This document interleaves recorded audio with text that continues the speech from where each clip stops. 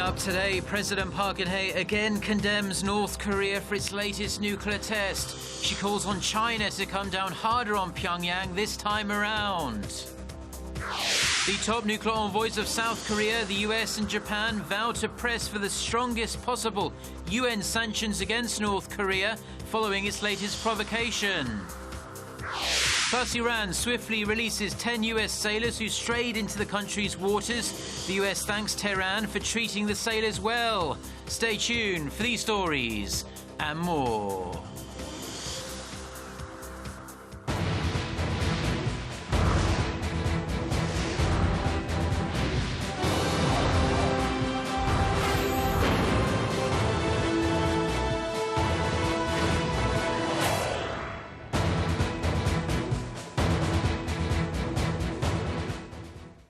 Hello to our viewers around the world. It's 6 a.m. on Thursday, January 14th here in Seoul. Thank you ever so much for joining us. I'm Mark Broom.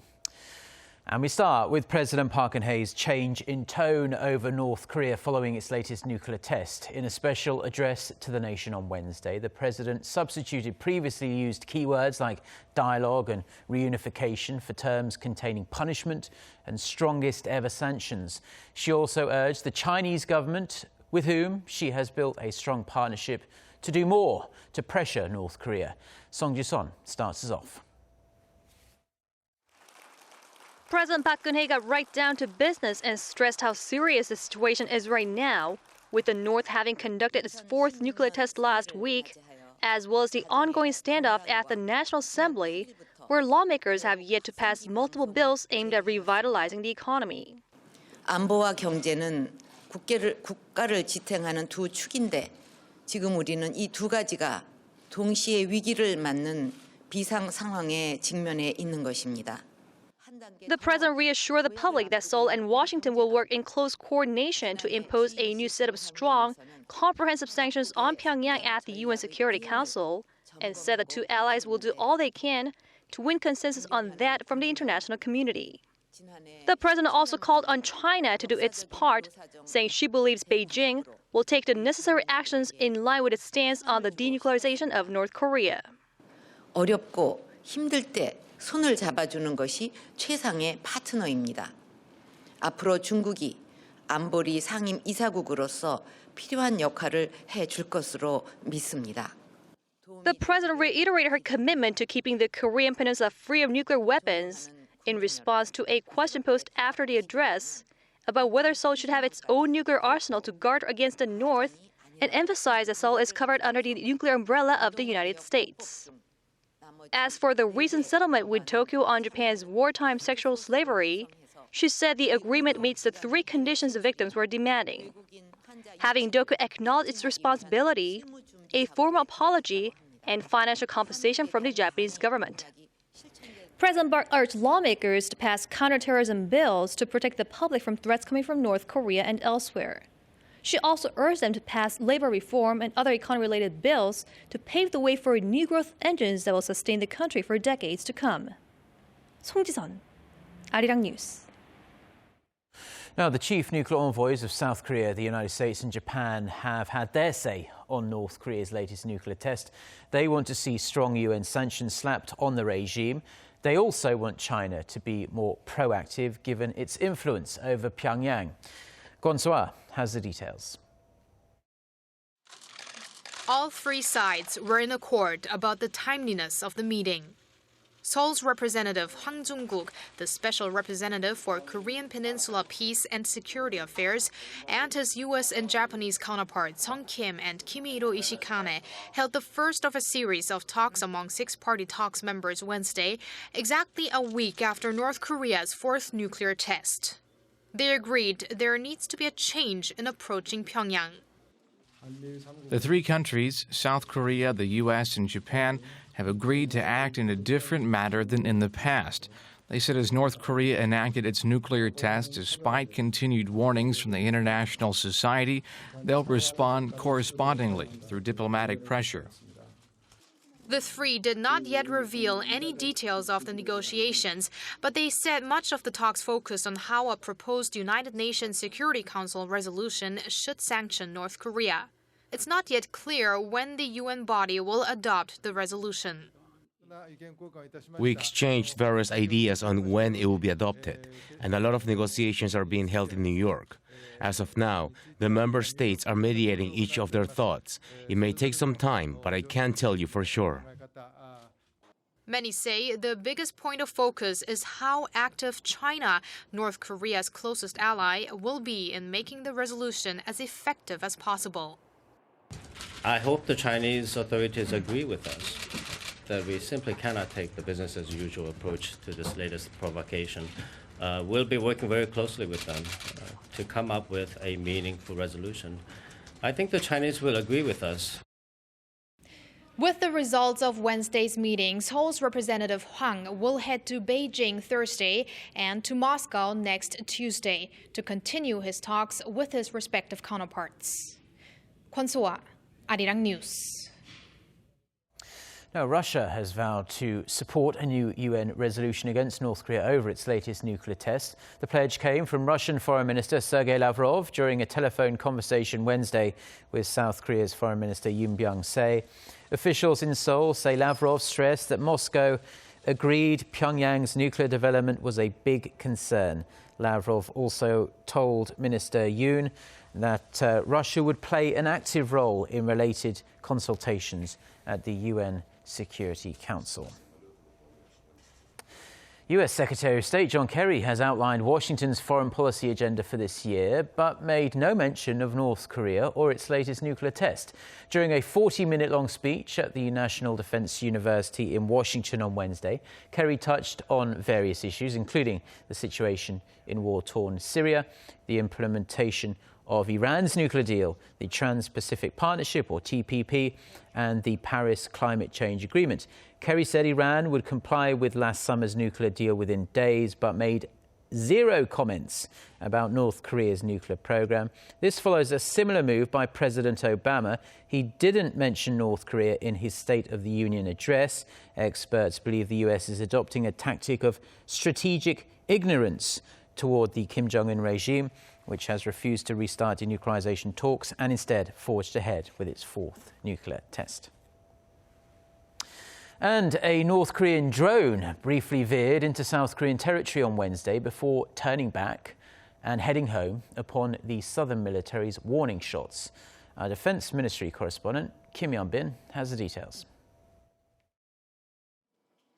South Korea's Joint Chiefs of Staff said that it spotted an unidentified aerial vehicle above the western part of the border Wednesday afternoon. At 2:10 p.m. on Wednesday, an unknown airborne unit crossed the military demarcation line on the western border. We responded with warning broadcasts and warning shots, and it immediately flew northwards. This is the first time a drone has crossed the military demarcation line since last August, and also Pyongyang's first military action since its nuclear test last week. Following the test, Seoul resumed its anti-Pyongyang loudspeaker broadcast along the border. In response, North Korea started its own series of propaganda broadcasts on the border, though experts say these are more aimed at preventing North Koreans from hearing the South's messages, as the speakers aren't powerful enough to reach too far into the South. Meanwhile, South Korea's Joint Chiefs of Staff added that North Korea was seen packing propaganda leaflets into big plastic balloons early Wednesday morning and sending them off. The messages were retrieved by local police in northeastern Seoul and other towns near the border. The leaflets contain criticism on President Park Geunhye, as well as calls to end the South's propaganda broadcast. Other leaflets warn this kind of psychological warfare could spark a full-out war.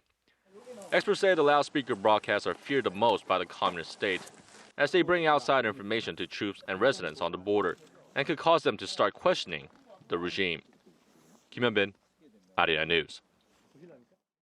Now, South Korea has a new finance minister. His name is Yoo Il-ho, and he's pledged to oversee crucial structural reforms to ensure the country stays competitive and young people can find decent jobs. Lee Ji-won has more. Korea's new finance minister, Yoo Il-ho, showed his determination to revitalize the economy through structural reforms in his inauguration ceremony on Wednesday. In his greetings, he said the country is facing economic risks at home and abroad. As the technology gap with emerging markets is decreasing, Korean exporters are losing their competitiveness, while the aging population and sluggish domestic demand threaten the economy. To such problem, he said structural reform is the only answer. He prioritized reforms in the 4 sectors, including labor and finance, as the most urgent issues. Yu then mentioned imposing policy-free zones to grow new businesses and encourage greater participation of women, young people, and foreign talent in the labor market. First on his schedule as finance minister, Yu will visit Pyeongtaek port on Friday morning to encourage exporters amid a sluggish period. 이지원, Arirang News. Now, Japanese Prime Minister Shinzo Abe says the alliance between Seoul, Washington and Tokyo should be strengthened in the face of North Korea's latest nuclear test.